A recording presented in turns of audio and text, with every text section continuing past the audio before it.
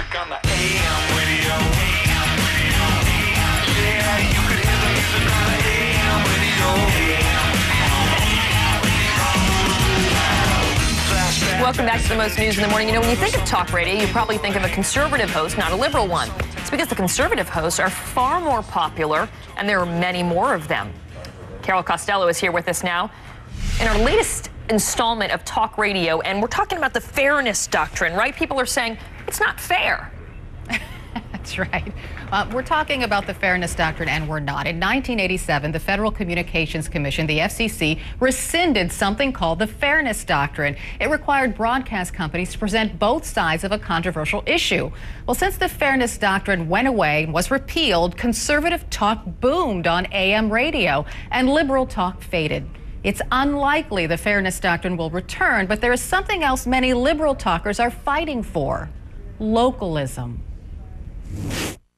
You know, the right wing's going crazy. Randy Rhodes is a progressive political talker. They're literally at war with a feeling, not a tactic, a feeling. On the air in Washington, D.C., where 93% of voters voted Obama. Yet the majority of political talk on AM radio is conservative. The president is presiding over economic failure. They just don't want to fight. He owned that crowd. If you know that you live in a town where everybody votes Democratic and all you have on your radio is conservative talk, then you can see how localism isn't part of the equation in media programming. Localism. Simply put, it means radio stations would be forced to carry more local programming that appeals to local audiences. Right now, big broadcasting companies like Clear Channel Communications, CBS, and others own hundreds of radio stations across the country. And much of what they broadcast aren't shows with local personalities, but syndicated shows featuring Rush Limbaugh. Giant economic rebound. And Sean Hannity. Well, he's going to rise a little faster than he ever dreamed. Talkers, Rhodes says, do not reflect D.C. Diversity always gets a better result than just this one steady, lockstep, repetition of same talking points over and over. In November, the FCC will hold a media workshop, as is required every 4 years. Among the topics, the state of the current media marketplace. Men and women are dying over there in Afghanistan. Bob Durgan, a conservative talker in Pennsylvania, is wary of localism. They want to program the radio station. They want to tell the people what they're going to hear. They don't want the people hearing what they want to hear. They want the people to hear what they want the people to hear. And they want people to hear more liberal radio, more diversity. Durgan says liberals want it all, even though they have plenty now, not only on the radio and cable TV. Tonight's worst persons in the world. But on commercial TV and in Hollywood. Congressman Doolittle, Michael Moore.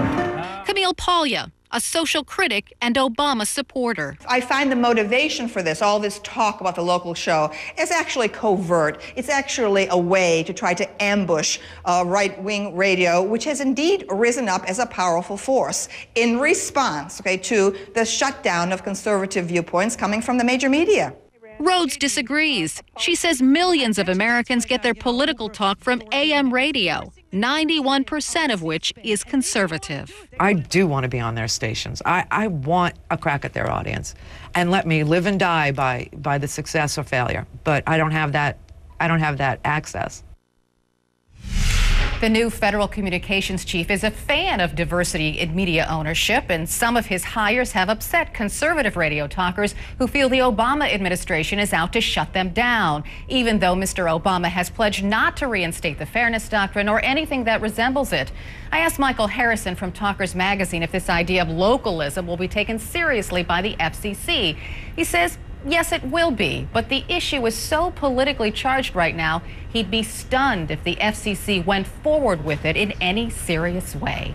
Kieran? Very interesting, and as we said at the beginning of this, Rush was talking about you this week because of your stories. He claims that you're a stalker and that we have a reporter, you, assigned to only cover Rush Limbaugh.